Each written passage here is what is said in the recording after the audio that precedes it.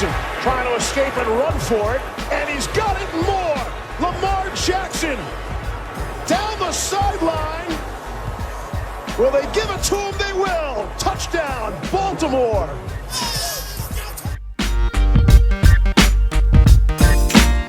And with 1:17 left to play on Wild Card Weekend, the Hayes in the barn.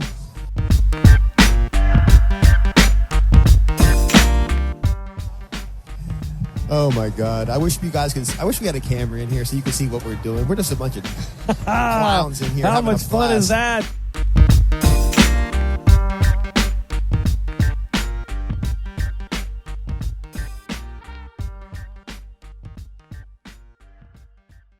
All right, welcome on back to another edition of the Baltimore Beatdown podcast.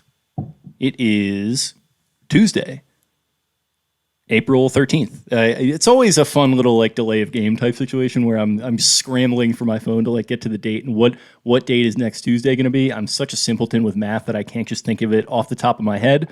But my name is Jake Luke, and I'm joined in studio by Spencer Nathaniel Schultz, just paging his way through a SIS handbook, looking very scholarly. How's it going, bud? I am scholastic. I'm fantastic. I've been looking forward to doing this episode, the receiver edition of the Beatdown Big Board, but I still feel unprepared. There are so many receivers, so many names, so many different takes flowing through the veins of Twitter, and I don't know, it's quite tedious.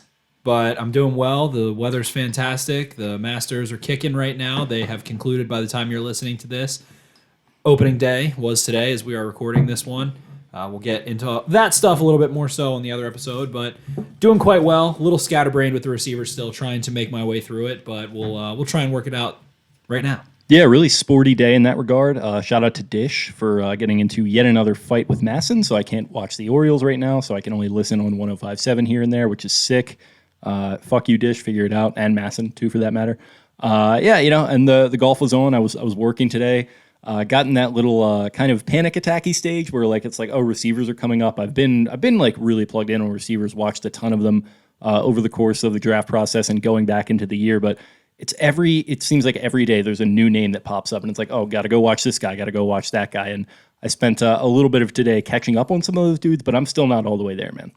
And at the end of the day, what I've started to come to the conclusion to, and I'm looking back, and unless this draft class is, which I don't think it's going to be, by far the number one draft class at really any position in NFL history, there might be 7 guys who are if it's a pretty historic class, there's 7 real impact receivers that are real high starting caliber impact players. So then when you're talking through 15, 17, 20 guys, you have to realize 10, 15 of those guys aren't really going to do a thing in terms of just historically how it's worked. The receiver classes the last couple of years have been ridiculous, but it's okay, 7 guys come out of a class, I think, in 2019 with Mclaren, Hollywood Brown, A.J. Brown, DK Metcalf, Deontay Johnson, and probably forgetting 1, maybe 2 guys that have made a decent difference, but at the end of the day, there's going to be the Andy Isabellas. There's going to be the J.J. Arcega-Whitesides. There's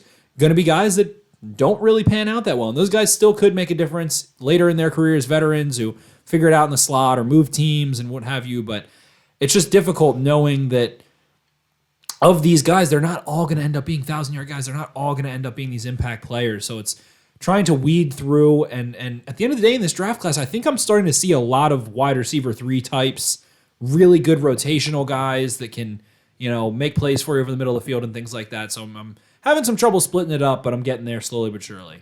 Is this the position with the most amount of play style variability just on offer across every single team, maybe I'm not dissecting that clearly enough, but it feels like with some of these, I didn't even write a category down or categories down, because with some of the other position groups, it's run stopper, pass rusher. With receivers, it feels like there could be literally 5 or 6 different categories of guys, the separators, the burners, the possession, the vertical threat, the red zone. It just feels like there's contested catch, all that kind of stuff. The the one-dimensional guys, the 3-level full deal kind of guys.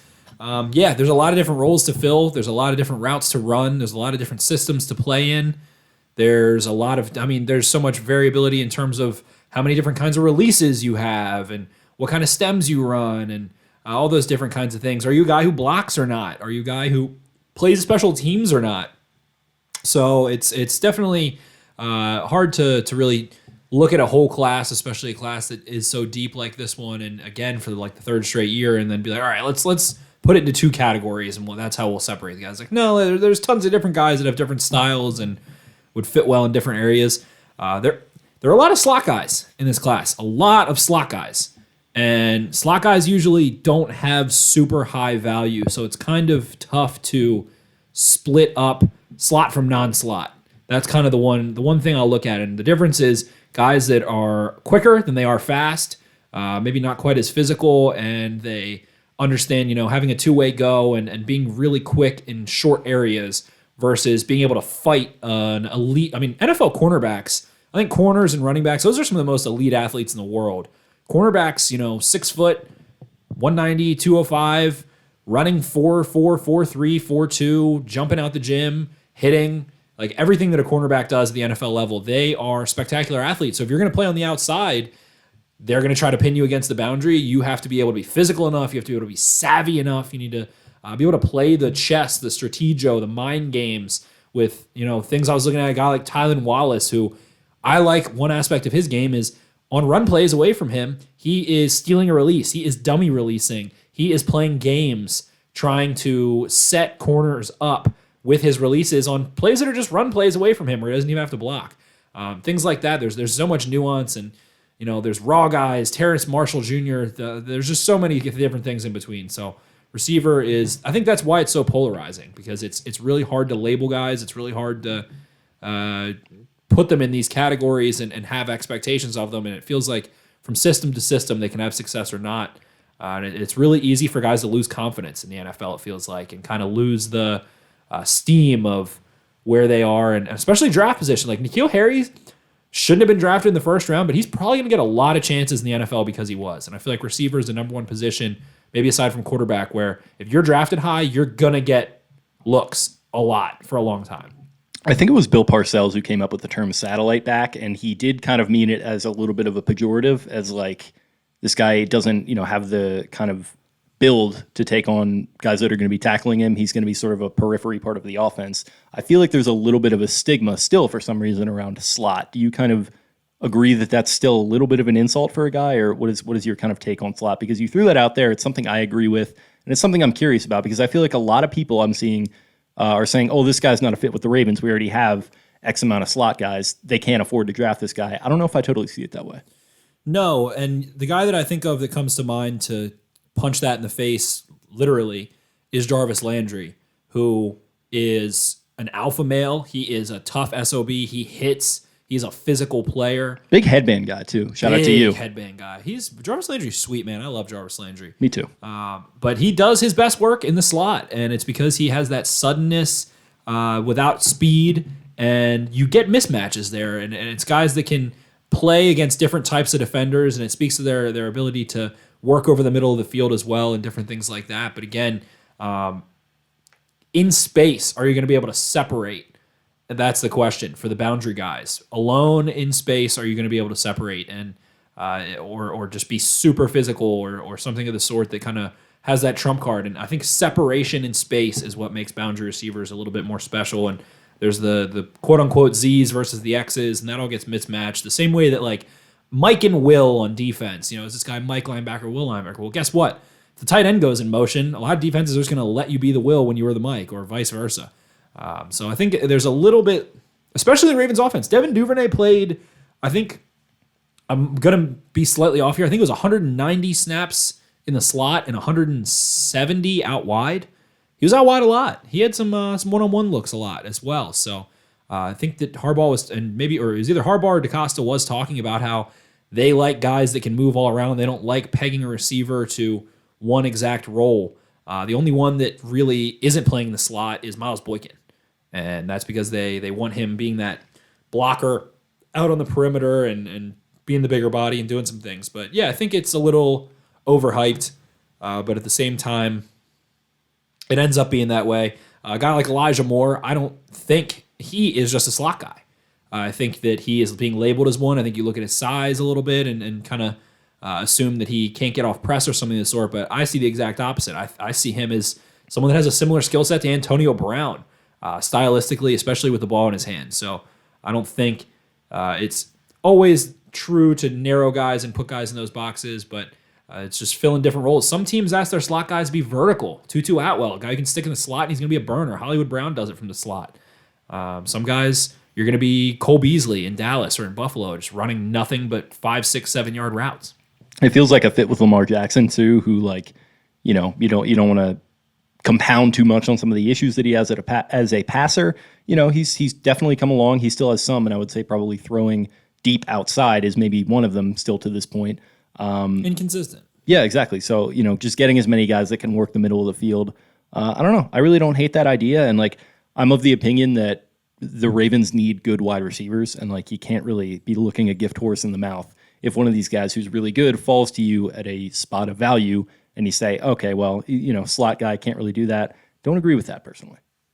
I'm of the same thought process.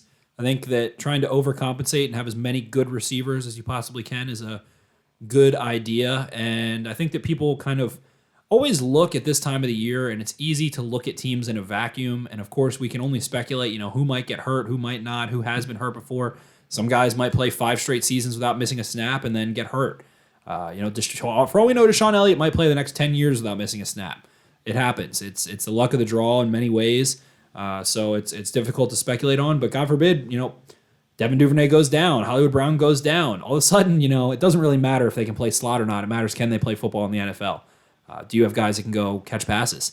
And I think that's an underrated aspect of it. It's also looking down the road too. I mean, Hollywood Brown, who knows? Could maybe be a Raven, maybe not in a couple years.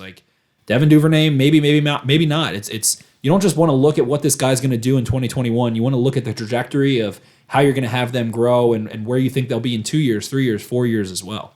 Right. So I guess we can jump into the guys proper then. And like I said, we don't really have categories, but just starting off the top here, I've got my list open in front of me. I know you've got all that rattling around in your head and you got your book right there. So is it, first question, a 3-horse race or a 4-horse race at the top? I think it's a 4-horse race. Again, Henry Ruggs goes first last year. We loved Hank. We loved Hank. If you listen to this podcast back then, we were big Henry Ruggs guys. Hammer and Hank, yeah. Hammer and Hank. Physical dude who, people thought he was a deep threat, but he was more of an underneath guy that was really tough and great after the catch and had speed that way. And the Raiders liked that fit, so they took him first. And I think when you're looking at these 4 guys, I don't think anyone takes Rashad Bateman over Jamar Chase. But I think you can, see Jamar Chase being a guy that, or you can see Rashad Bateman being a guy that figures as being the second, the third, the fourth guy at any point in there. I think teams can mix it up and what they might need and what they're looking for in their offense. And I think he's the one that is kind of the most traditionally looking successful, the way that he wins, the consistency that he has, and his ability to work on all 3 levels. And he just looks the part of someone who's going to catch 80-plus passes and, be a consistent threat on any part of the football field. And I could see him, I think Jalen Waddle is probably the most special athlete in this class in terms of explosiveness and burst and acceleration and open field ability. And I think that he, was an outstanding basketball player, and you can see him go up and get the ball and things like that. But someone might take, Rashad Bateman a little bit high. I think that, it wouldn't be shocking, but I think that Davonte Smith is also undervalued by the media, and there's this entire narrative of him being, maybe his durability might be a concern, but it's what are you basing that off of? I think that Davonte Smith is very similar to Chad Johnson.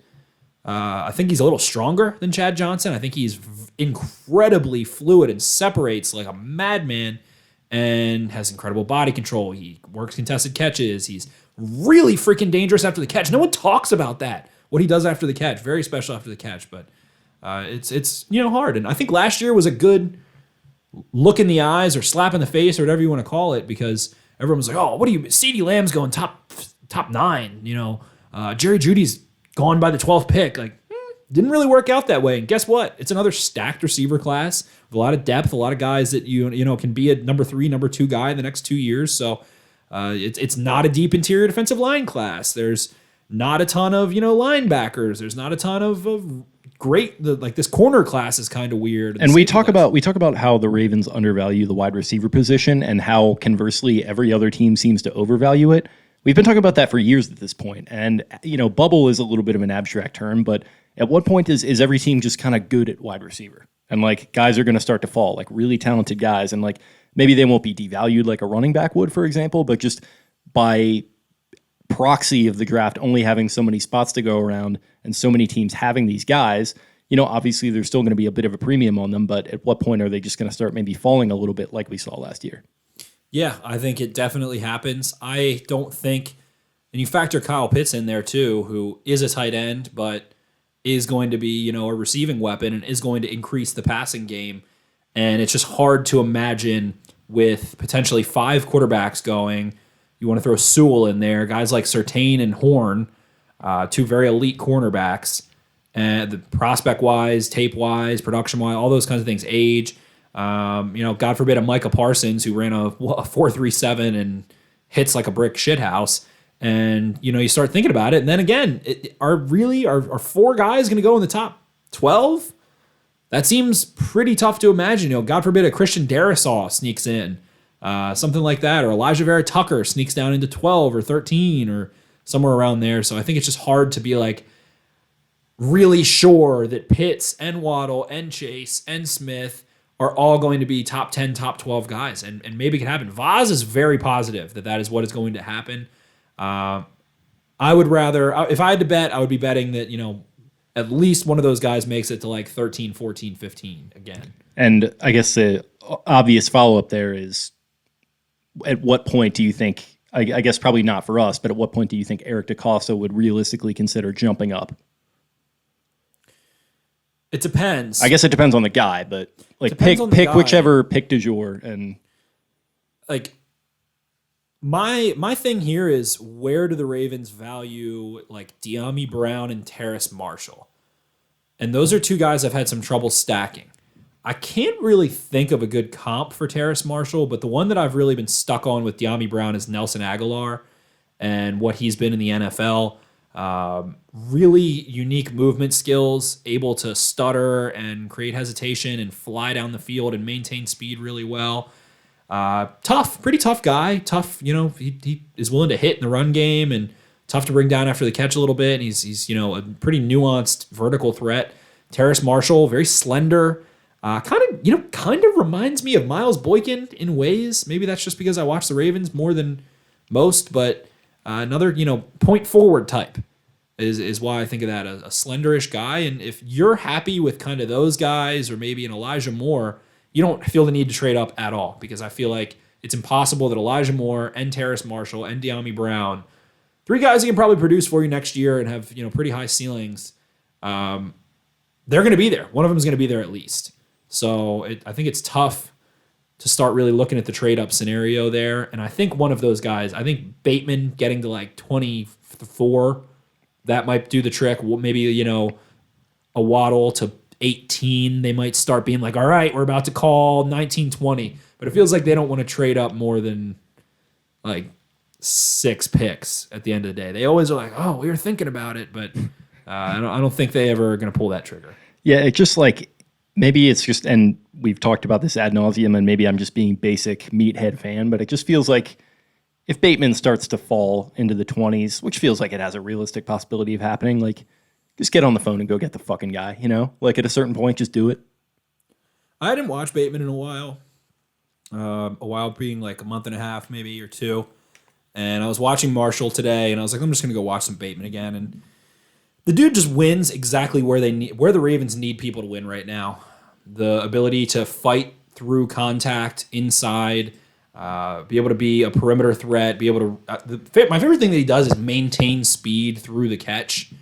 He is he looks like a 4.45 guy. I think he ran faster than that. He looks like a 4.45, 4.5 guy. He's got speed. He's got enough speed, but he does not ever, on an accurate pass, he never slows down. He looks faster with the ball in his hands than he does before. I agree. I think he accelerates into the catch. He maintains speed at least, and that's what makes him dangerous after the catch. He, everybody thought he was 6'2", 210. He ends up being 6.5 and 190 something. But I just see so much nuance here. I've spoken about him before. It reminds me of Keenan Allen, of Michael Thomas, kind of like classic possession receiver who can do damage. Smart football player. He has a false step, which I think is something you can clean up. He's really leggy, meaning he has tall, long legs. So he has a really... I got referred to as leggy the other day when I was getting fitted for a suit. Look at you. A nice Jewish gentleman at Men's Warehouse was helping me out. Look at this gentleman with the legs. We call him Mr. Leggy. Yeah, he was a little feisty. He might have had to get out to lunch or something, but he was measuring my legs. I was like, oh, you're really leggy, aren't you? I was like, yeah, that's what they call me. They call me Stretch. Stretch. They don't call me Stretch, but Leggy Luke. There you go. There we go. The alliteration. But yeah, he's leggy and has a wide kind of stance and see false steps there and things like that. But when you're just watching where he wins and how he won and the areas, and it's that 8 to 15 yard tough catch, need it, gotta have it, physical brand, and that is what the Ravens need. They need that reliable guy other than Mark Andrews in that area that can break a tackle, God forbid, that can consistently win, and you can throw it into a pretty tight window. And he's going to be a competitor. He's a fiery player. He plays hard. He runs hard. He is a freaking Dewey Cox walks hard mofo. And Rashad Bateman is... I think that's why Ravens fans are so crazy about him, because he reminds you maybe a little of Allen Robinson and the physicality, the contested catch ability. Not the most spectacular combine athlete or anything, but he just looks fiery and competitive and smart as a receiver. And he's very complete. He wins in the short game, the intermediate game, and the vertical game. Can run the hell out of some double moves, and he just fits exactly what the Ravens are missing. Yeah, just like a guy who gets open of his own volition and makes plays with the ball in his hands after the catch. I feel like that's something that this offense could really use a lot of. I mean, just going back to some of their peak struggles last season, it was a lot of like, oh, we'll just bomb it to Hollywood Brown one-on-one, and maybe he gets overthrown. Maybe it's intercepted. Maybe he hits him. He, did a couple of times here and there. Lamar did, but I don't know, man. It just felt like a lot of feast or famine, and he feels like a guy who could come in and sort of serve in that intermediate role. But I feel like there's a lot of guys that could do that in this draft, and I guess moving into that second tier, who are some of the guys that you will be looking at in that regard. Thailand Wallace is a really hard projection for me. He was the X receiver for OSU, and they run a lot of RPOs. Him and De'Ami Brown really were limited position-wise. Thailand Wallace, the right receiver. De'Ami Brown, the left receiver. And Wallace, I think he just looks like a freaking pro. Smart, sudden, nuanced at the stem, able to break pretty cleanly. There's not a lot of wasted motion in his game and his releases and his stems. Lost a lot of explosiveness after tearing his ACL. Matt Waldman is of the mindset that there's a kind of a hidden bonus gem with Wallace, that he might regain more explosiveness, as this past year he was just recovering from the ACL, and he was certainly more explosive before it. So Wallace doesn't have the frame to support the style of player that he is in terms of contested catches. He's really fantastic tracking the ball and making late adjustments down the field. And he is a fiery ball carrier. He'll run through contact, and he'll lower the shoulder. He can run away a little bit, but generally he just feels like a safe pro. And I don't see him being a guy that, defenses really are having to game plan for. But I see him being a consistent contributor pretty much anywhere where he's going to get open. I think he can play in the slot. I think he can play outside. Break two. He works back to the ball really well on hitches, curls, whatever you want to call them. He works back really well. He's competitive at the catch point. And I think he's just a professional-looking receiver. I think he looks more natural receiving the ball than Marshall or Brown, De'Ami Brown, in terms of, bringing the ball in consistently. In terms of drops, he had one drop on 93 targets, 59 receptions last year, and 2 drops on 85 targets, 53 receptions in 2019. 2019, he did have the ACL injury, but he's a willing blocker, and I think he's a number 2, number 3 guy that fits in well and is versatile and is going to be a pro and going to be competitive for you. He reminds me of what some of our hitters on Ravens Twitter think James Prochet is. Yes, he separates way more than James Prochet down the field. At the Senior Bowl, I went back and was rewatching, and like, he's winning. He's winning consistently, and there's just no wasted motion to him.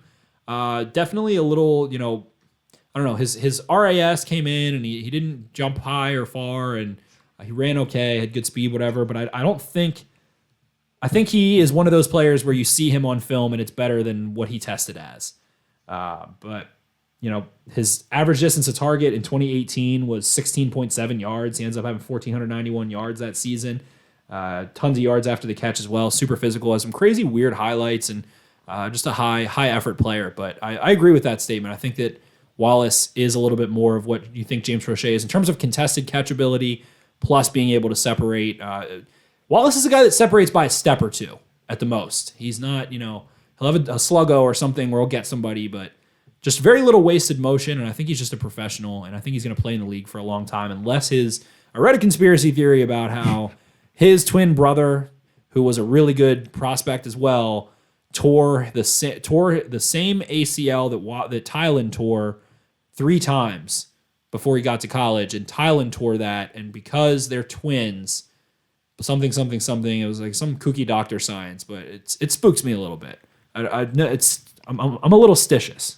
Yeah, okay, I can see that, but yeah, just good high pointing ability. I think it's pretty innate high pointing ability is what I wrote down. You don't really see that with a lot of these other guys, especially for his size. But yeah, I like him a lot. I think it's tracking. I think it's really fantastic outfielder in baseball tracking. Yeah, I could see that. So it's just kind of staying with it and like being patient and knowing exactly when to go up and get it, because like he's not out jumping a lot of these guys, or maybe he is in some cases, but he's not like taller than a lot of them. He knows how to arrive at the catch point with suddenness at the very end of the route, where he knows where the ball is going to be, so he can kind of make a very late adjustment smoothly that is away from the DB. Like, he separates at the last second a lot. Like, there are contested catches, but a lot of them are him at the last moment really lunging for the ball. And it's not always, him jumping straight up and mossing guys. It's a lot of really late adjustments, and they're always really freaking smooth. Outstanding body control on the sideline. Very fluid, smooth athlete.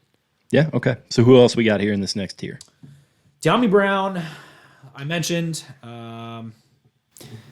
He just isn't all the way there in some ways.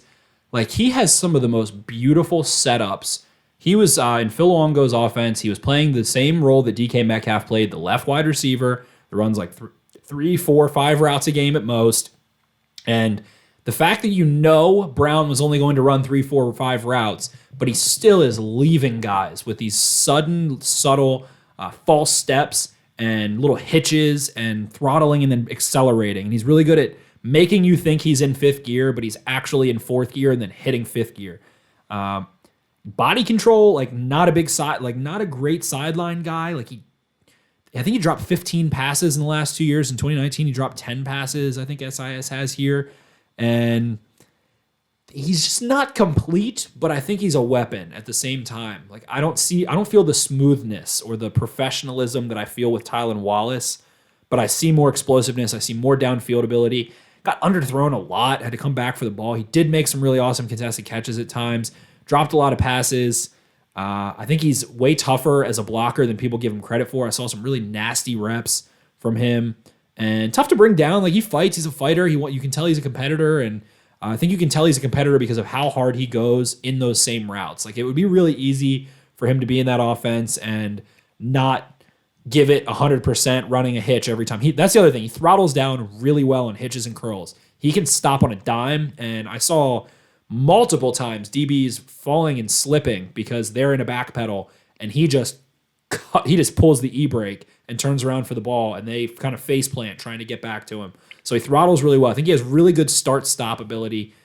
He can run away from you. He has decent size. Drops are concerned. Doesn't have great body control. Nelson Aguilar. All that to me says Nelson Aguilar. Like, he's very splashy. Huge game, quieter game. Downfield a ton, bad drops, great catches, like it's a roller coaster of emotions watching Dyami Brown. Yeah, I'm watching him right now. I haven't seen a ton of him up to this point yet. Only kind of just started getting into him recently, but and this isn't even like play style, but it sounds like what you're describing there: a weapon, a guy who there would maybe be a little uncertainty on it. Sounds like you're describing a year one Devin Duvernay situation if the Ravens were to draft him. I think that he is a lot more nimble than Devin Duvernay, and he's a little longer, and I think he can beat press. Duvernay is a very linear athlete. He's a field stretcher. He is someone who is fast as hell and tough as hell. He is a locomotive. He's a locomotion player. He's going to get going. He's going to find a seam and he's going to go. Yeah, I'm kind of saying more as far as like, is he going to be getting playing time in year one, Dyami Brown? Because like everyone freaking out about Duvernay not getting playing time, and like I think it's obviously connected to some of the issues we're talking about there as far as his playing style needing to develop, and Dyami Brown probably is a little bit more developed, but is it kind of like he's a weapon, not quite ready yet, not going to make plays in year one? No, I think that he can make plays in year one, but the thing that pisses me off about the Duvernay conversation is that, like I just said, Duvernay played almost 400 snaps. Duvernay played a third. I think it was 34% of the Ravens' offensive snaps. Like, he was on the fucking field a lot. And you just don't see him separating, man. You didn't see it at the Senior Bowl last year. He returns the hell of some kicks. He is fast as hell. He's tough. You can catch screens and be a running back in that sense and things like that. But like, and it's funny because the next guy we're going to talk about is Cadarius Tony, but like Duvernay is more of a gadget player to me than Cadarius Tony is. I think we'll see Duvernay get some more deep shots and things like that, but Duvernay was on the field a lot and not separating a ton. And it's like Sami Watkins comes and he's like, guys weren't getting open, and it's like, go watch Devin Duvernay. He's really not getting open a ton. He's not blowing the doors off of people. And then people are like, well, watch James Prochet, and he ran 2 whip routes and they got open. But I think Dyami Brown is more of like a freaking natural pass catcher down the football field than Devin Duvernay. But yeah, I don't think he's like going to outplay Sami Watkins or anything like that. But hey, Sami Watkins is on a 1-year deal. Get Dyami Brown, see if he can make a couple plays down the field, and Dyami Brown feels like a good version of Brashad Perriman to me in some ways. That's good. Listen, you're evoking a lot of emotions right now with that comparison. I think he's like what we thought Brashad Perriman might have been. He's actually that, and actually what the Ravens thought Brashad Perriman might have been. Because I don't know how many Ravens fans were thinking that too much. I didn't know. I just knew Brashad Perriman ran a 4.2, and that's about all I knew when they took him. But then let's talk Cadarius Tony. Let's talk I feel like he's a very controversial wide receiver. First off, my favorite, if you're reading scouting reports and things, I was just reading Dane Brugler's The Beast, which is a really comprehensive draft guide. He has one kind of like what Renner puts out and a couple other things. But there's a big concern, apparently, among the NFL community, the NFL front office community, that Cadarius Tony, a.k.a. Young Joka, is more interested in music than he is in football. And let me just refer you to Gus the Bus, who is like dropping full rap albums and no one says a fucking word about that, and it's not an issue. It's like, oh, Jake works by day and does a podcast by night. He can't do a podcast because he has a day job. Like, oh, Spencer, you like to snowboard? You must not be able to play video games then. Like, what the fuck are you talking about? You can like multiple things. Stupidest, like, most plain Jane comment you can make is that because Cadarius Tony likes to rap, likes music, that means that he's not passionate about football. It's like, all right, Kyler Murray was like a professional baseball player and gets drafted number 1 overall. Russell Wilson's like literally going to spring training in like year 5 as a quarterback. Like, yes. What are we doing here? Yes. Breaking alert, news alert, big news update. You can like more than just football in your entire life. You can maybe enjoy. Hey, listen, especially if you're Le'Veon Bell, right? Like, how many guys play acoustic fucking guitar at night? And like, does that mean you can't do your day job? Well, those guys are just trying to get chicks. They're not actually like in it. They know how to play like Smoke on the Water and like Jamie smiles. It takes me miles. What was the from where I used to be? The Family Guy bit where like the dude's like a douchebag with the guitar, and he's just like the most basic lyrics of all time. Like, and I keep all the beer bottles I've ever drank on my window. Exactly.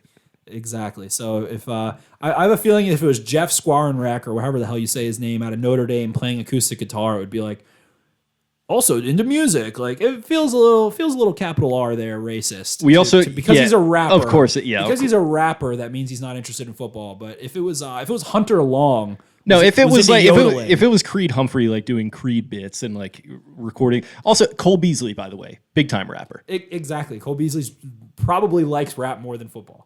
Yeah, which is sick and like good for him. Also, Le'Veon Bell. We Deion need Sanders played 2 sports. Like Bo Jackson played 2 sports. It's like, oh, that was sick. Deion was freaking flying to Atlanta to play after he was playing with the freaking whatever. and probably doing some extracurriculars beyond even that. You know, Dave Portnoy's out here. As we We'll talk about that on the other one. as We'll we talk discussed. about the other Yeah, one. we don't have to. But long story short, Kadarius Tony likes to rap. All right, get over it. So do I. You know, everyone does. I would start rapping, but I'll start saying some bad, stupid stuff. Yeah, we'll save that for the yet to be open Patreon page. Yes, there we go. Exactly. But anyway, Kadarius Tony did have a little incident where, from what I read, he painted a airsoft gun black to look like an AR-15, and that resulted in the cops searching his car and finding an actual AR-15 or something. His like sophomore year, I don't know. That's a tough scene, to be honest. So that's like, I'm not sure what that one was all about, but seems like that was a little bit of an issue. Kadarius Tony reportedly can throw a ball 70-plus yards, had the strongest arm on the Florida team. On his knees? Through the uprights from midfield. Shout out to our man, Kyle. KB. Right here. KB. Kyle Barber. Oh, yeah, that too. Kyle Barber can throw a football 70-plus yards on Kyle his knees. Bowler, the throwing picks and banging chicks. Kyle Bowler. Good for him. Good for him. But yeah, Kadarius Tony has a hose. Showed that off a little bit. He was a pretty good quarterback. I think he's supposed to play quarterback at Kentucky, if I'm not mistaken, something like that. Ends up going to Florida, not playing quarterback. For me, the first thing that I like to dismiss is that Kadarius Tony is not a gadget player. I think calling him a gadget player is calling Curtis Samuel a gadget player, is calling Deebo Samuel a gadget player. He can run routes and get open. He played mainly out of the slot, but cut on the Senior Bowl tape, cut on his tape. He separates, man. Vertically has some nuance in terms of pace variation, being able to start, stop, slow down a little bit, hit the gas, understanding space and spatial awareness and things like that. He has a really nice 4-step hezzy. He can release pretty damn well. Sometimes he does have a little wasted motion and can be a little too loosey-goosey with it. You'd like to see him tighten some things up, be a little faster to get from point A to point B, but leaves guys in the dust a lot. Made some physical catches over the middle of the field. Against Alabama was one of my favorite games to watch of him, and see him get rocked on a hitch route by Dylan Moses, I believe, and holds onto the ball whenever he takes contact. Has a 40-some inch vertical. I think it was a 40.5-inch vertical. He can go up climb the ladder, make plays. Didn't really get to see that a ton. Kyle Trask stinks really bad. Kyle Trask was horrible to watch. Like, Getting some really good draft buzz from our guy Sean Payton, friend of the show. for some reason, Florida legitimately thought he was like a young Ben Roethlisberger or like Tim Tebow running quarterback power, and just a weird offense overall with a lot of talent. But Tony didn't really get a lot of good chances for jump balls. Those all went to Kyle Pitts, but I saw him climb the ladder a few times really smoothly. The Senior Bowl, he was smoking guys. Can stop on a dime, same way De'Ami Brown can throttle down really well. And I think that he's really good at setting up leverage, setting guys inside to go outside and vice versa. Obviously, fantastic to just put the football in his hands, let him go make plays. He reminds you somewhere of a love child of Percy Harvin and Deebo Samuel, where he's stronger than he looks and also fast as hell, ran in the 4.3s. So Kadarius Tony is just someone that I think, and especially looking towards the Ravens, I think putting Kadarius Tony on the football field with Lamar Jackson, J.K. Dobbins, Marquise Brown, Mark Andrews, that's a really dangerous, athletic, playmaking, speed, kind of juking, breaking tackles, forcing missed tackles threat. I think that's a really scary combination of players to have on a football field at once. He's a dude, is what I wrote down. He's a shout out to the Masters going on right now. You got all the ball striking Jessies going low out there. He is a route running Jesse. He's just a dude. He's a dude. He's a matchup problem. I think he's a matchup problem for sure. Run after the catch, play speed, separation, playmaking, clutch performance, toughness, hands. He dropped 7 passes on 154 targets, 120 receptions, 78% completion percentage when thrown to him. His average distance of target was never that far because he did catch a lot of screens, but man, oh man, the dude makes plays a lot. And I see him as someone that has potential beating press coverage. Needs a little bit of work there, but I think he might be the most exciting option. I like Elijah Moore a lot, and we'll talk Elijah Moore, but I think after Bateman, he might be the most exciting option for me. I think that he gets a bad. There's this like it's kind of the same thing with a dual threat quarterback. It's like, oh, Lamar Jackson runs, Kyler Murray runs, like that is somehow a bad thing because they're good at running the ball. It's like, okay, Kadarius Tony can line up in the backfield, or you can throw him screens or jet sweeps or whatever, and it's like, oh, that means he's not a wide receiver. It's like, all right, well, do we say that about Tyreek Hill? No, We definitely don't. we definitely don't. Who else we got in this second tier? Elijah Moore, I mentioned him. Caught a lot of screens as well. SIS, whoever did his scouting report, was not very high on him. He is behind Dwayne Eskridge, and he was the 9th overall receiver. Let's see what we got here. On-target catch percentage, 2018, 90%. 2019, 88%. And 2020, he had a 99% on-target catch percentage. Had one drop this past year. Man does not drop the football. I just think he's a steady player, and the Ravens play a lot of zone, and he fucking crushes zone. I think the Ravens played 68% zone, somewhere in this book here, something. 68% zone, Baltimore Ravens. The Ravens played against zone 69% of the time. That was number 1 in the NFL. They had a .09 EPA per play, which ranked 14th. Against zone coverage in the passing game. And Elijah Moore torches zone coverage. I think he's really good at throttling down. He understands leverage. He sits down in soft spots. He seems to be able to read shells really well. And he's super dangerous after the catch. He ran way faster than I even anticipated. I think he ran 4.35. I think he had a 6.66 3-cone and a 4 flat short shuttle, if I'm not mistaken. So one of the quickest and most agile players in this draft by far. Amazing hands. He's really familiar with RPO passing concepts, takes great angles, and probably the best double moves in this draft class. Maybe Davonte Smith, but unbelievable on sluggos, pokos, all that kinds of stuff. Popos, and all that kind of stuff. Unbelievable. He had 17 unique routes run in 2020. Which out of his 578, that was a good bit. I don't have the percentage of it, but that's a lot. A lot of unique routes, meaning that they weren't a traditional route that you can call it a, wisp or a sail flag or some weird stuff. Yeah. So I like Elijah Moore a lot. I think he is the one of this class, Jake, you were mentioning earlier, where slot guy doesn't fit with the Ravens, blah, blah, blah, blah, blah. I see a similar skill set to Antonio Brown. Maybe he doesn't end up ever being quite the physical specimen of AB, but after his combine and with his young age, dominator rating, all that crap that the fantasy people love, I like Elijah Moore a lot. I think he's a first-round player and might be my wide receiver 5 for the Ravens. I think he's wide receiver 5 after the big 4, we'll call it, with Bateman. It might be Elijah Moore for me. So I watched just a little bit today, didn't really get to dive too deep on him, but I wrote down smooth and elegant both before and after the catch. And maybe a weird one here, and maybe this is a product of me not diving deep enough and not sure how many people will understand this reference or even see it as a compliment, but I wrote down, reminds me a lot of what I saw from Tyler Johnson this time last year. Tyler Johnson went really late, and I know Renner loved him. I liked him a lot.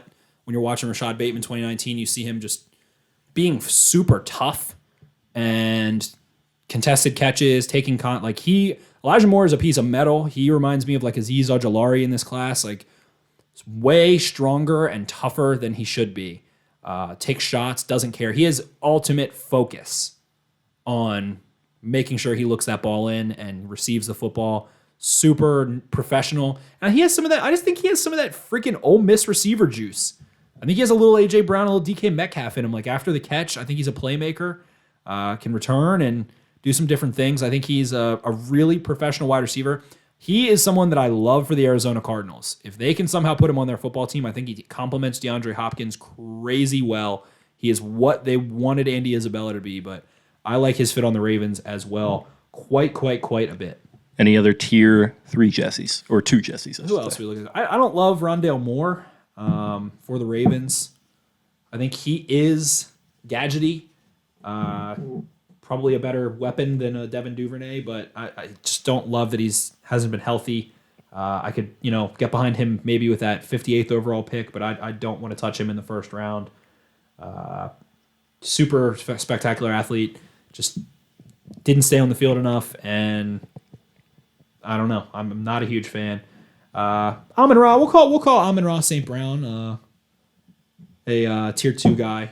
He was the number 2 receiver in the nation, if I'm not mistaken, who kind of like Thailand Wallace. It's just like nothing to hate about his game. Really great body control, good contested catch guy, inside-outside versatility. I think he ran like a 4.6, but see him run away from guys on film. It's tough. Wants to block. Just solid. I think he's a solid guy to have in the room. Number 2, number 3 guy, and he can play slot, play outside, maybe not run away from press, but do some different things for you. He had a 91% on target catch rate, so not dropping a ton of passes. 2 drops this past year. He did have 5 in 2019 on 106 targets, but 3 his freshman year on 90 targets, and played out wide, played in the slot, ran deep a lot his freshman year, ran deep less this past year, and made plays, lined up all over the field. Oregon 2020, he get 4 touchdowns in his first 4 touches, and versatile, can make plays, and I think he's a nice complimentary guy to have.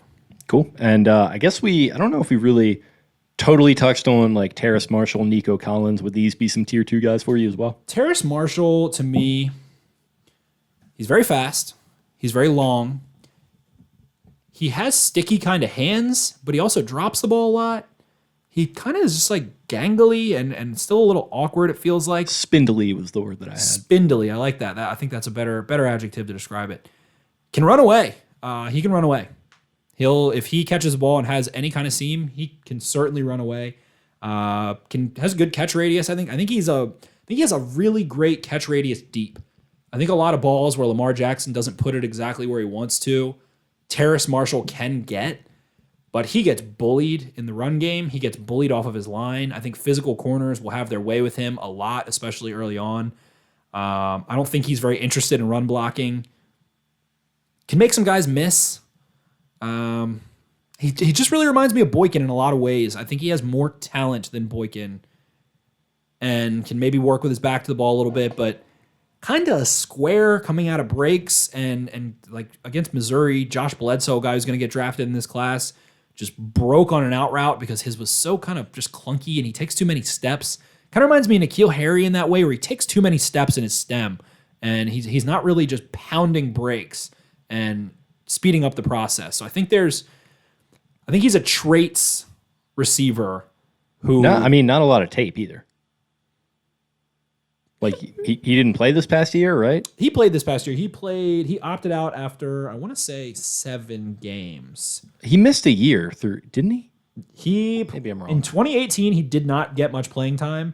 He had 23 targets.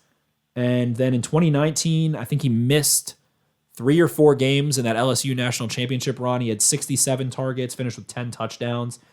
He was playing on the boundary in 2019. He ran 59% of the time out wide, and 44% of his routes were deep. So he was a boundary deep guy. Him and De'Ami Brown, not terribly dissimilar in role, not as a player. But then in 2020, he ran 72% out of the slot. He took over Justin Jefferson's role in 2020, I think for 7 games. He ran out of the slot 72% of the time. And let's see, drops. He had 5 drops this past year. Did see some drops. He was like... He just lets guys get into his freaking grill, I think, in his route too much. He doesn't fight guys off. He just kind of runs his route against... I always say that about you. You just let way too many people get up in your grill. Yeah, right.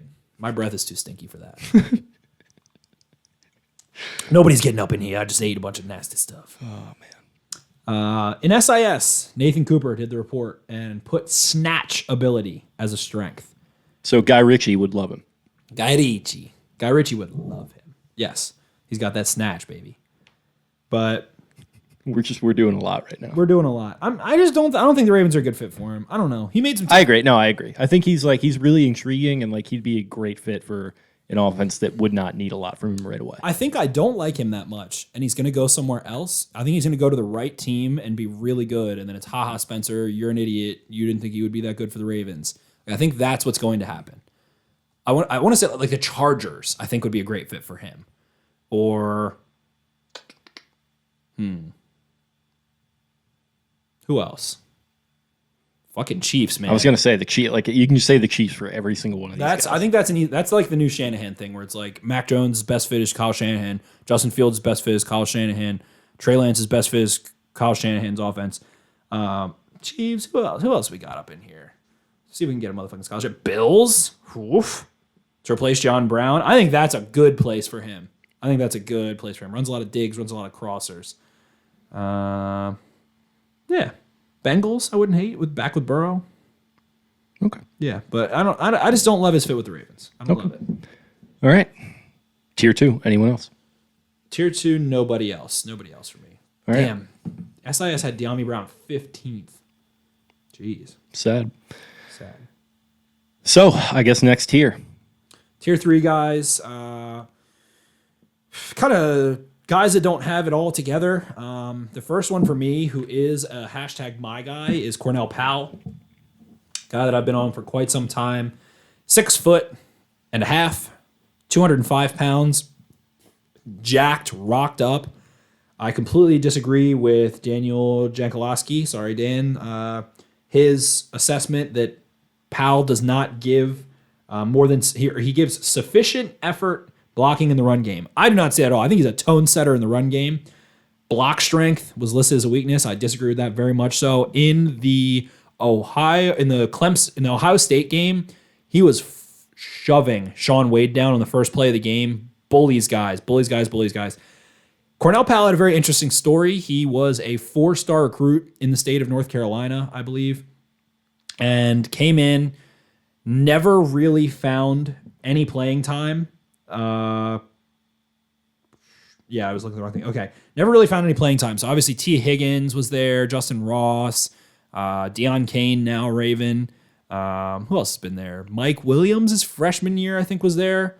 And yeah, they have prolific receivers. Hunter Renfrow, obviously, in the slot. So never really got playing time. Dabo Sweeney was really blunt this past offseason.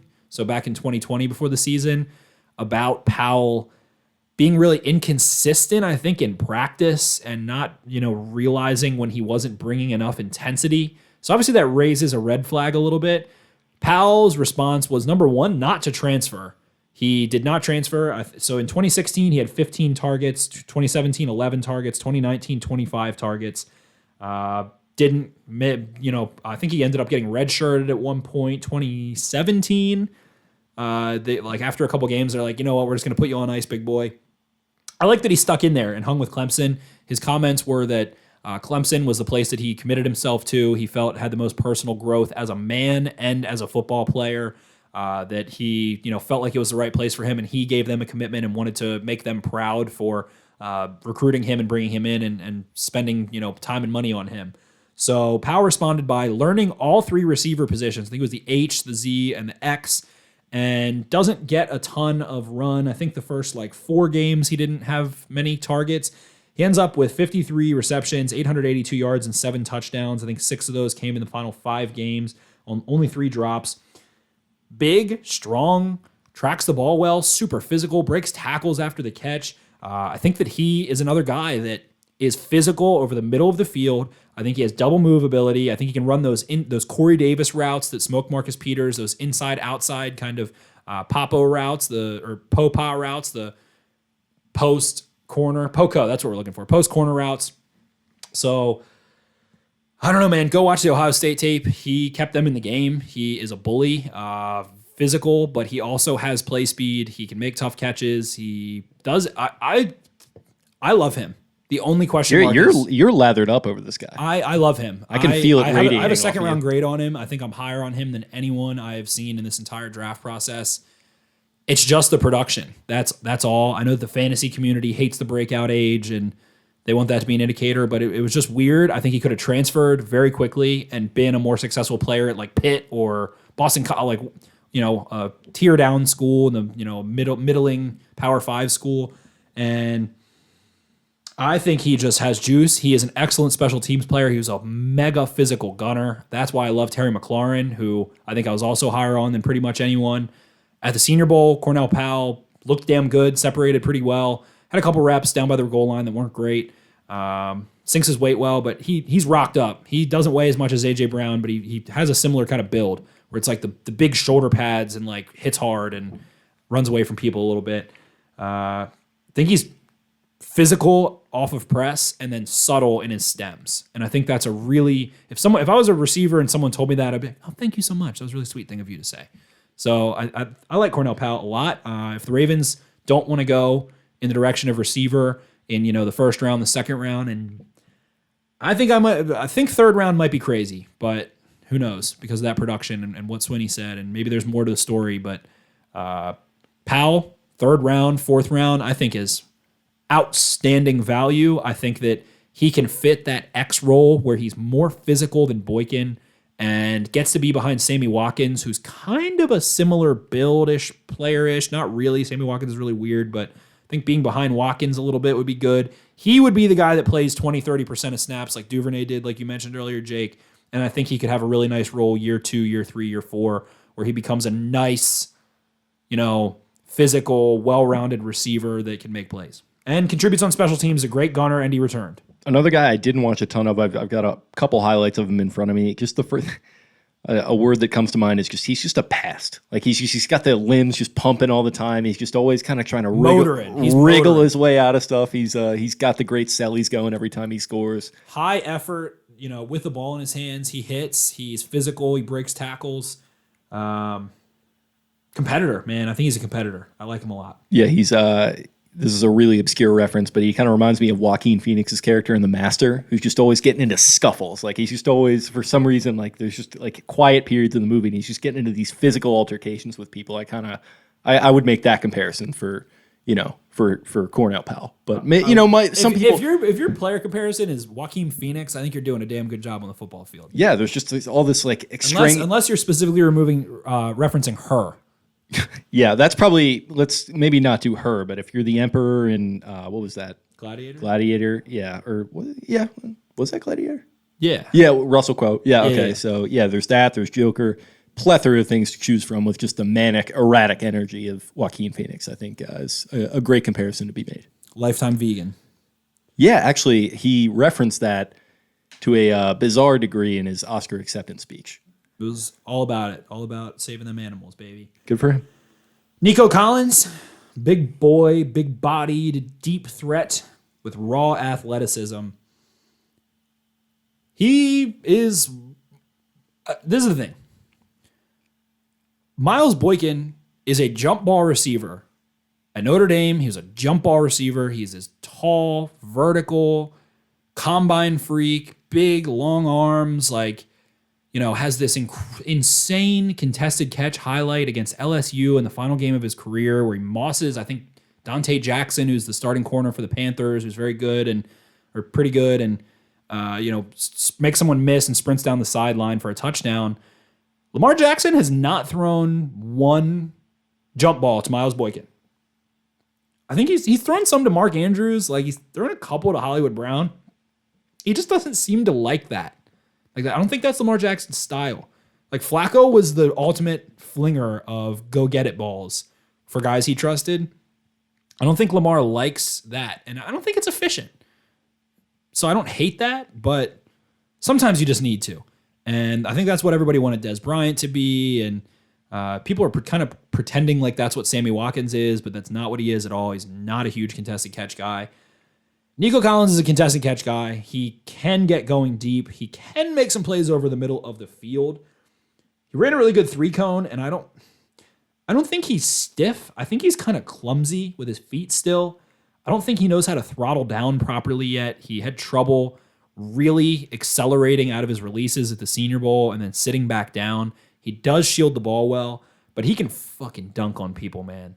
He can really dunk on people down the field, and he is a real vertical threat. Kind of reminds you of Marquez Valdez-Scantling in ways, maybe not as fast, but just kind of can chuck it up, and I think that would be a good fit for him, would be Green Bay. But can kind of chuck it up downfield, and he's going to go dunk on people. He's like a power forward that gets a point guard in the post, and I don't think that's all that he is. I think he does have some nuance. I think he is a little bit clumsy still, but I just...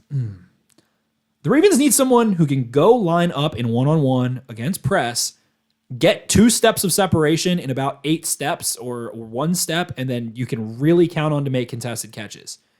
Is that Nico Collins? Especially if you're drafting him. He's not going to be a slot guy. He's not going to be that kind of shifty guy. So that's what he has to be. I think he needs development to get there. I don't trust that to happen on the Ravens necessarily. I don't trust Lamar Jackson to be throwing him fuck-it balls down the field.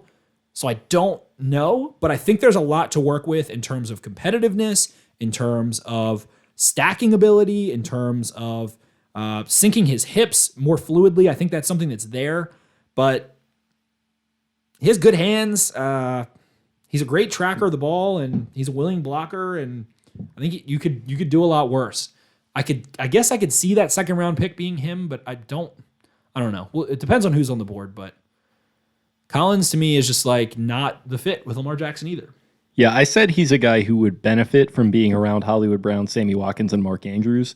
But there probably does need to be a little bit more separation ability, at least for me. And that's where like people getting caught up with the slot thing. It's like slot guys are separators a lot of the time. And I feel like that fits into this offense more than what somebody like Nico Collins brings to the table. Lamar doesn't throw those jump balls, man. That's not his game. His game is not chucking the ball up down the sideline, like letting Chase Claypool go make plays down the sideline, like putting a ton of air on the ball. He doesn't throw moon balls like that. And a couple of them that he did, it winds up in this head-scratching interception. Hollywood Brown against the Patriots. I forget who it was against the Titans. It was just like some of these like weird head-scratchers. Yes, I don't think that's their game. I think that's what they're working on.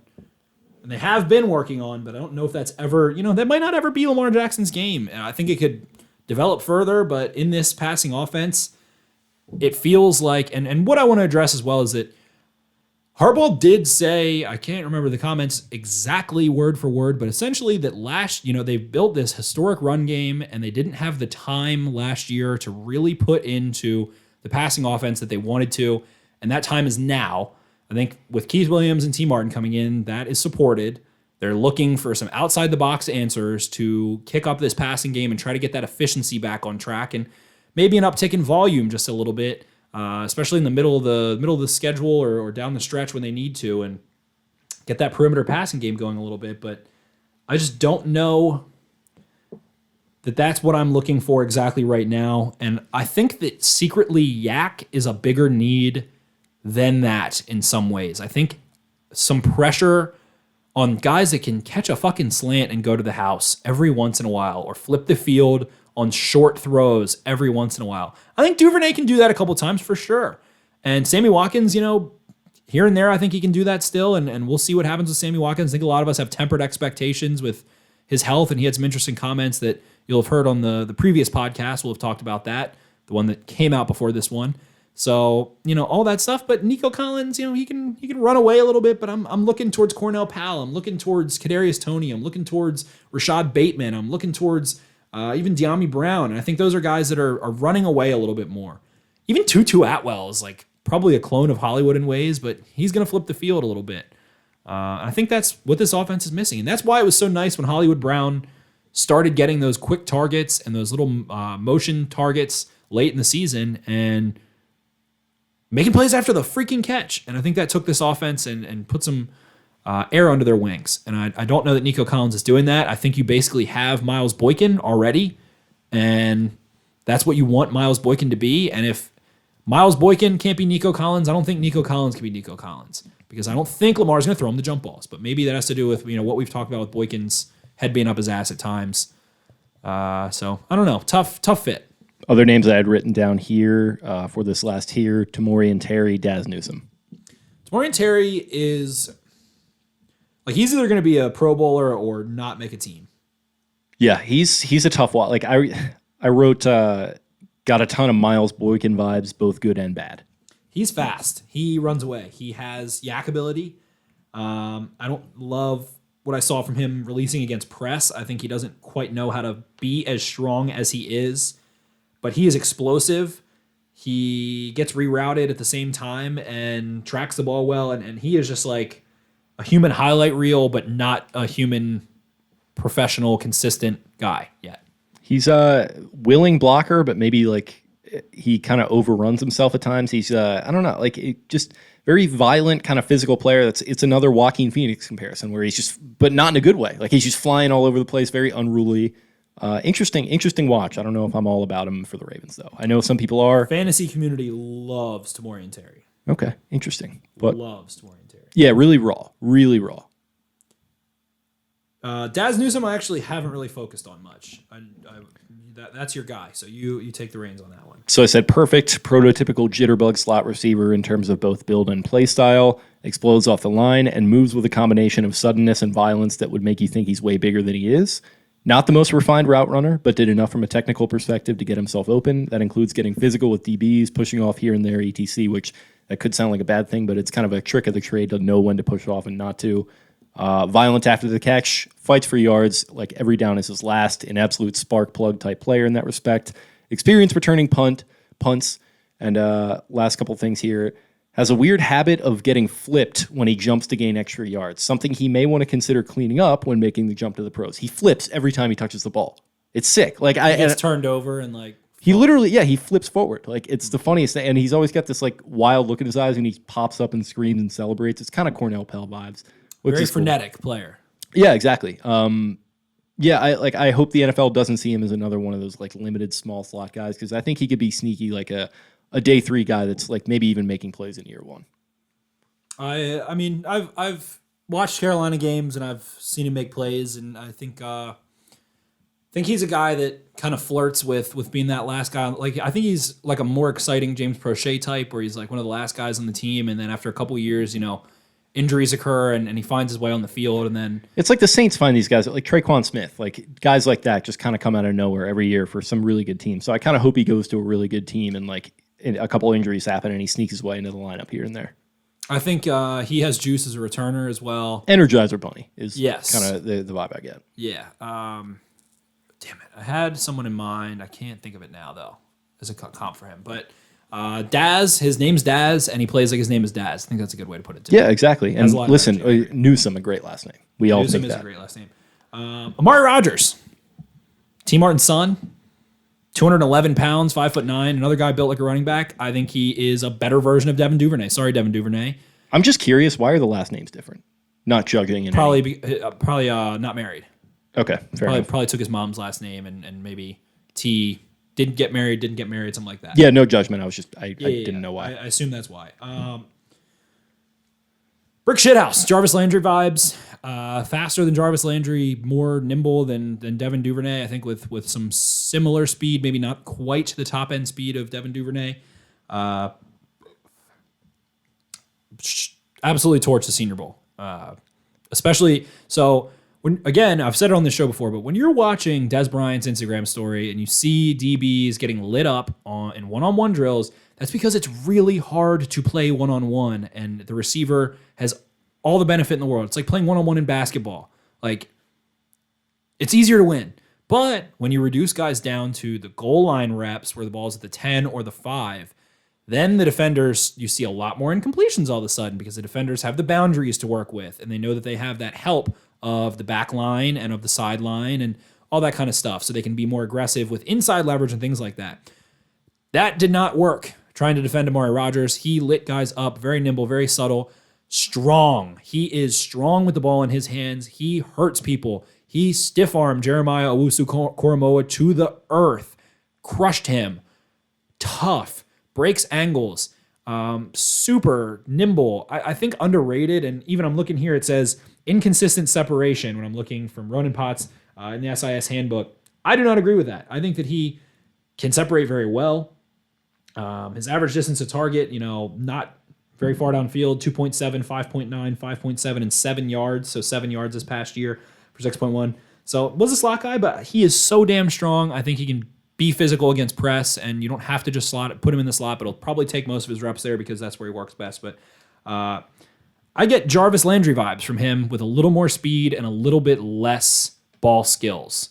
I don't think he quite has the amazing ability of Jarvis Landry to make body control, one-handed catches on the sideline, do all that sick stuff Jarvis Landry's been doing. But I think he's a brick shithouse. I would rather have him than James Prochet. And I think that him and Duvernay, having those two guys, I don't think that's a bad thing. Amara Roger is there in the third round. I could see second round, and his daddy is on the team. So I think that would be a fun fit. I think that's a heartwarming fit, and I think that gives it some bonus points. But at the end of the day, you want guys that are going to make plays. Amara Roger is a playmaker. Tons of speed. He has enough speed, has separation ability, good after the catch, decent hands.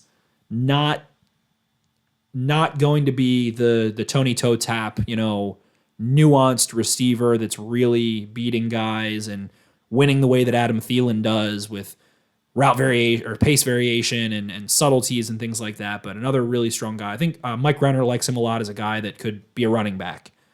So maybe too redundant with Devin Duvernay, but I like Amari Rogers a lot. Probably a little bit too much, and I think that T. Martin aspect just gives a little bit of boost. Cool. That your last guy? Last guy I want to talk about is Josh Beibe, who jumped 46.5 inches. I think that was the highest jump in combine history. There's also Seth Roberts, Ez Fitzpatrick, whatever, Frank Darby, some later round guys. There's a guy named Seth Roberts. Or not Seth Roberts, Seth Williams, sorry. That'd be funny. But Josh Beibe. You're crushing that pronunciation, by the way. Love it. He is super more athletic than good at football, but is fast, jumps out of the gym, is built, and I love him as a developmental receiver. I absolutely love him as a developmental receiver. He's that reserve X receiver. He is strong. He can break tackles. I think he has a lot of room to grow. I think he is a special teams player. Limited. He drops the ball at times, but holy shit, man. Again, it doesn't fit Lamar Jackson to be jump ball guy. He had a 46.5 inch vertical at 6'1". He is like an N1 street ball player. Like he can stick his entire arm in the rim. I like Josh Beibe as a late round developmental guy with speed, with jumping ability, explosiveness. Think he needs a lot of cleaning up, but hey, if you want to bring in Keith Williams and T. Martin and talk the way you have about those guys' ability to develop receivers, then the Ravens don't end up drafting a receiver for a long time and want to go another direction, which, could happen. And Jake and I don't think that's necessarily the right thing to do, but I don't think after signing Watkins, you're not in a desperate place of need. You could always trade for someone later too, but if you want to take a shot, if you want to take a flyer on a guy, there's Simi Fioco as well at Stanford. We don't have to touch on him. He's a crazy horse. But Josh Beibe for me, I think he could be a really fun player. And he's the type of guy where, like, if you're going to take a late flyer, you just get him as freaky as possible and see if you can figure it out. So I like that idea. He likes to block. He likes to hit. He's a special teams player. He gets that hardball special teams pass as well. So if you're taking a guy who's 6'1", 220 with a little bit of production, 9 touchdowns in 2019. Dropped the ball too much, but whatever. I think he's a fun player. Maybe he doesn't stick around in the NFL, but the vert plus the name, take him in the 6th, 7th round, see what happens. Okay. So is that it for wide receivers? That's it. There's other guys, but that's what we'll conclude with. Cool. Well, we still have to pick 4 guys here. 4 guys here, so it's going to be tough. Jeez, Simi Fioco's all the way down there. Do we want to put Rashad Bateman on there or no? He's going to run away with it if we do, but I feel like that's it's still within the spirit of the game. And you still have the second option there too. Like I feel like him and Creed Humphrey are going to be like one of those 2 guys that's going to win. Which is kind of just the nature of the beast with the draft, I feel like. Yeah. All right. Well, we are gonna get fucking roasted if we don't put him on there. We just have to acknowledge that too. I guess for the content, we'll put on Rashad. I think it would be a coup if the Ravens if he's there at 27. I think that's a coup. Okay. I think who are the picks before the Ravens? Browns at 26. They're not. Jags at 25. Maybe. Who's 24? Not sure. I have no idea. There's also no way to look Jets are 23. I think he goes 24, whoever's 24. I could see the Washington football team taking him, the Bears at 20. If the fucking Bears take him and they didn't trade Allen Robinson, I'm going to be very angry. That'd be sweet. It will be sick. And they'll trade Orlando Brown for Anthony Miller, a little rumor bouncing around today. A comp I did want to make is Amir Smith-Marset to Darrell Mooney. 20 to 27. You got Chicago Bears at 20. Ascending order, Indianapolis Colts, Tennessee Titans, New York Jets via Seattle Seahawks. Pittsburgh Steelers at 24. Jacksonville Jaguars at 25. Cleveland Clowns at 26. Baltimore Ravens 27. So I could see Titans. Yeah. Yeah, definitely. Jags. Maybe. Maybe. Possible. The Jags, they got enough guys. Let's relax there, Jags. Steelers, definitely not. No. Browns. I want to say no. It depends on the board, obviously. Browns, probably no. So I think if he gets past the Titans, then. I'm looking at... But then there's trade-ups, so we'll see. Yeah. All right, we'll put Rashad down. Rashad, again, 3-level winner. Wins the way that you want from the Ravens. Probably going to run away with this one. So the real fight is going to be for the second place receiver. And I think we go with Tony. I like that. Marshall. And then that would leave like Elijah Moore. I do not want Rondell Moore on this list. So I'd leave Elijah Moore and De'Ami Brown. See, I kind of wanted to make it not Rashad Bateman and have it be between those four guys because that's such a good four. I feel like to pit against each other was Tony, Marshall, Elijah Moore, and De'Ami Brown. I feel like that would be a good four to pit against each other. So that leaves us with either Elijah Moore or De'Ami Brown. And I think Ravens fans hate Elijah Moore because he's short. And he's a slot guy. And Listen, he's they a can't afford a slot guy. Yes. So I guess let's go De'Ami Brown. And I think that goes value-wise. We've been doing the value lately. I think Rashad Bateman is not going to be there when the Ravens pick in the second round. I don't think that's in this realm of possibilities. He's definitely first round. I don't think... Because I don't think he makes it past the Ravens. I really don't think he makes it past the Ravens. I don't think Kadarius Tony... Do you think any of those three guys will be there at 58? I think Marshall and Brown will be. All right, so then we put Tony first round, right? Yeah. Yeah. And then we put Marshall and Brown first to second round because they could be there in the second round. Okay. This is, looking at it from a need perspective too, like they need one, so it's not like other spots where it's like, we're going to have a day 3 pick on there. It's like, let's get some real guys. I think if they don't take one day 2, everybody kind of doesn't really give a shit anymore. Yeah. It was like they got Devin Duvernay last year. They have Sami Watkins. You have Hollywood. And we'll see. Like it kind of is like, all right, we can't predict who they're going to take if it's past the second round. Yeah, exactly. All right. So I guess we could have put Thailand Wallace on there, but we didn't. Yeah, I feel like that's another guy that's kind of in the mix with the top 3. Yeah, but I don't think he's going first round and could see second round, but I like that list. Okay. So we got Rashad Bateman A, Kadarius Tony B, Terrace Marshall C, De'Ami Brown D. And we're sorry we didn't end up putting Thailand or... It's like you got to make some concessions. Like, Rashad Bateman might not even realistically fall to them, and we put him on there because Ravens fans love him. So he's going to get like 71% of the votes. Yeah, he's going to run away with this one, but it really does come down to that 2-hole. And I don't think he has to. I like the value of the other guys as well. So keep that in mind. If you want to be cool, vote for someone else, I think. Which is totally what I would do if I vote for someone else. Yes. I love Rashad Bateman, but I'm sick of him. And the funny thing is, it feels like you kind of started that whole. I really do think I was like the first one that was like really riding for Rashad Bateman is what the Ravens need. And I'm sure there's other people that loved him too. But at this point, I love him. I hope they draft him, but I'm sick of him. I'm sick of hearing about him. If they draft him, I'll be over the moon. Don't get me wrong. Yeah, it's just really unfortunate because like you got 1 out of 32 shots at some of these guys, or like maybe not even like that many, and it's just like, in all likelihood, it's just like I don't want to say it's not going to happen. I don't want to pour cold water on this, and it might well happen, but it's just the odds are stacked against them getting the guy that everybody wants, who is Rashad Bateman. I'm just curious to see if when we finish the Beatdown Big Board, if the Ravens draft any of the guys that are on there. I got 2 right last year in my final mock, in my prediction mock. I got 2 right. Who'd you get right? I think it was Queen and Bredesen, if I'm not mistaken. I don't even know if I did a 7-round mock last year. I got to do one this year. I did like a prediction one where I like didn't do one. Yeah, it's not my like. I didn't do one on like a simulator. Well, the simulators are really busted. I also anyway. my prediction for who the Ravens would draft. So this went against my. So I kind of double dipped a little bit and cheated, but I said they would pick Zach Bond in the first round. I was like, that's my best guess for the first round pick. I thought it would be a typical Ravens pick.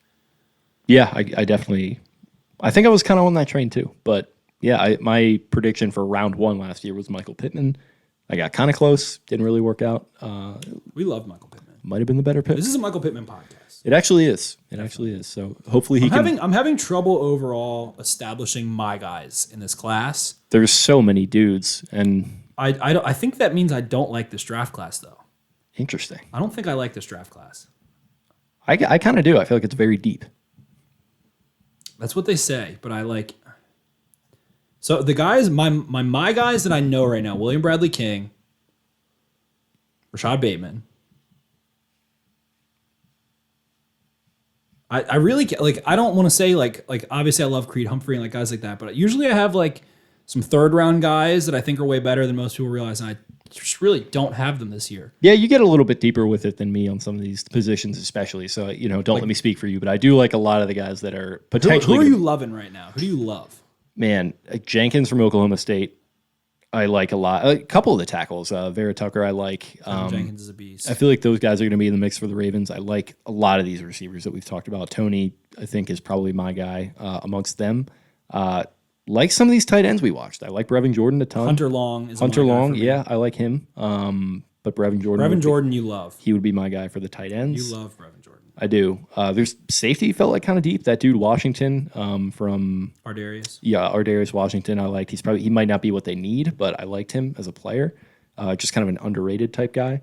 Yeah, it's just there's a lot of dudes I enjoyed. I mean I like Barmore. That's kind of a stonk pick, but McNeil is my guy for me. I forgot about that one. Right. Barmore is pretty sick. I just saw he got invited to the draft. And Jim Nagy was like, that's because he's way better than all you idiots think, basically. He was like, the NFL is way higher on him than the media is. But to me, it means he's way better than all you idiots think. Jim's got to calm down. I love Jim. I like him, but he gets a little over his skis sometimes with the tweets. I like it. He's like if Dan Orlovsky had cojones. Dan Orlovsky has cojones, just not the right. Like he just doesn't have self-awareness. He is just Dan Orlovsky is a puppet. He's a puppet. This is not a Dan Orlovsky podcast. Now, what I'm hearing, okay, is that Justin Fields does not work hard. Carson Wentz is a prototypical successful quarterback in the NFL. Sam Darnold is going to kill it in the Queen City. I'm predicting him or Carson Wentz to be the MVP, and this is why, He guys. is like an 11-year-old that wears like a Kansas City Royals hat with like a with like a Tampa Bay Buccaneers jersey and like white Nikes that the right side has like electric neon green laces and the left side has like neon electric blue laces, and they just get hot. Like their dad takes them to a baseball game with a friend, and like every hard hit ball, he's like, "Whoa!" Like, "Oh my god!" Like that was sick. He's low key kind of Like he has a colored tongue because he has a purple colored tongue because he eats like Fun Dip. There's low key. He actually his mouth actually is kind of weird. He low key does have some Skip vibes. Skip's just kind of bouncing around team to team. He's got his favorites.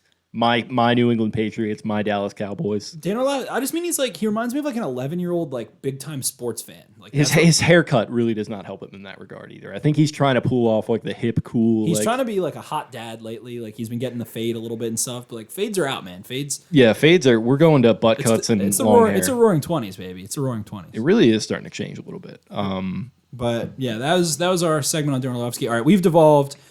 Baltimore. We have at least one weekly segment on Dan Orlovsky at this point. I feel like we gotta stop giving him so much burn. All right, fine. He lives in my head. He lives in my head for sure. He lives in my head.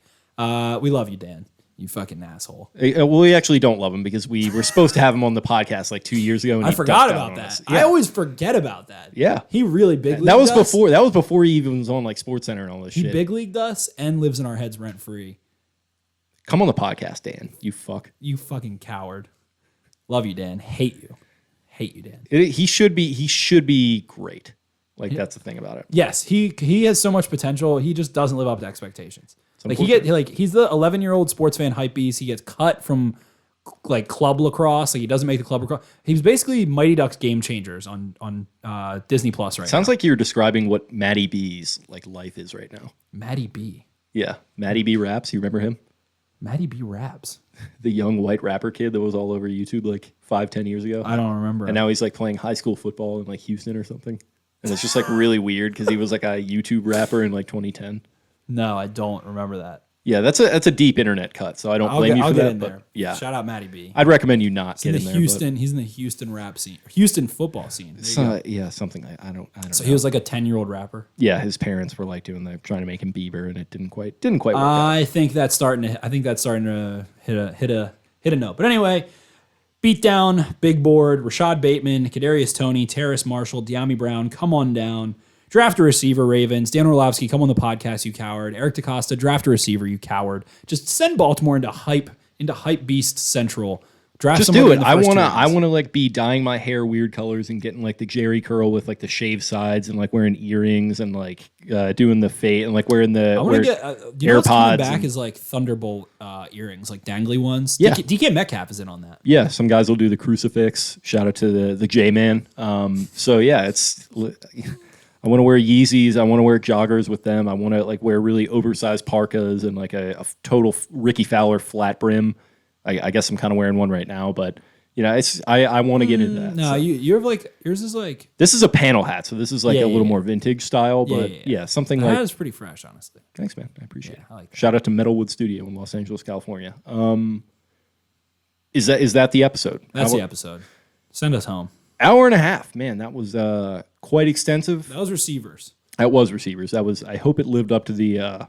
Final thing. Are Jamar Chase, Devonte Smith, and Jalen Waddle all going to be successful impact wide receivers in the NFL? I think Davonte Smith is definitely going to be, but he's not going to have the potential of the other two. And I think Chase is probably going to be. Waddle is maybe a little more boomer bust, but I kind of like them all, man. I kind of like them all too, and I feel like I'm copping out big time, and I feel like I'm missing something. I'm gonna come in with a hot take on one of them, but by the time of the draft, so look out for that. Okay, good. Hot take. I'm forcing myself into a hot take. Okay, We're doing going to get Molly Karam in here, and we're just going to be screaming at each other across. God damn it, Bernice!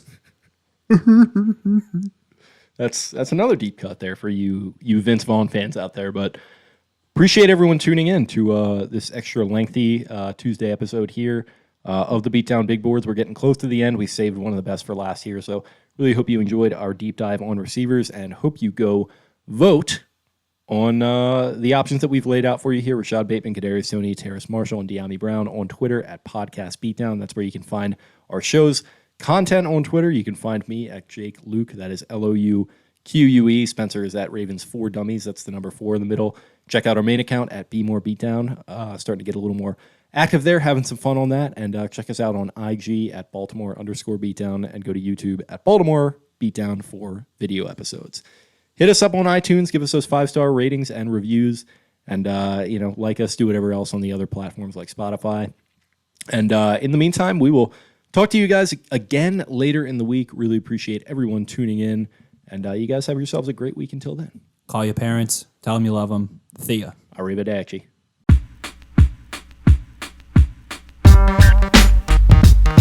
Gorlami. Gorlami. Arrivederci. Arrivederci. Arrivederci. Arrivederci.